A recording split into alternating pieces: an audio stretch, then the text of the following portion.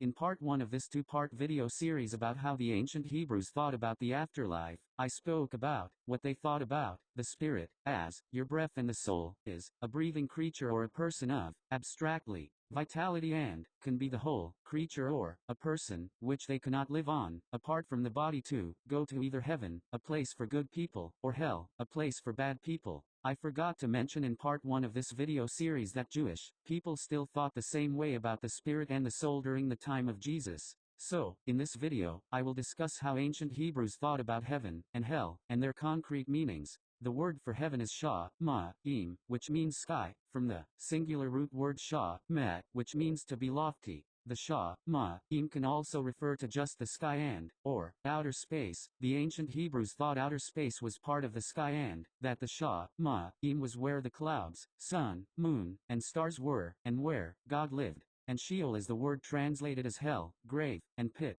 Still, we do not know what it means, except that it refers to a place under the earth, where all people go after they die, and is not a place of punishment. It refers to being under the earth, probably, because when somebody dies, they either bury them, or put them in a tomb, which is in the earth, also involving the condition of death, an unconscious state. Jesus and the Jews in the 1st century also thought this about heaven and hell. The Hebrew Bible does not mention life after death until the book of Daniel in the 160s BC. During this time, a few Jews started to believe that God would resurrect the dead at the end of the age, and the Messiah would bring in God's kingdom on earth, as God being the ruler forever, where the righteous would always live, in addition to getting rewarded, and God would annihilate the wicked. Many Jews during the time of Jesus believed the same way, including Jesus, which early Christians thought this too, except they believed Jesus was the Messiah and he would be the sovereign ruler as God on earth.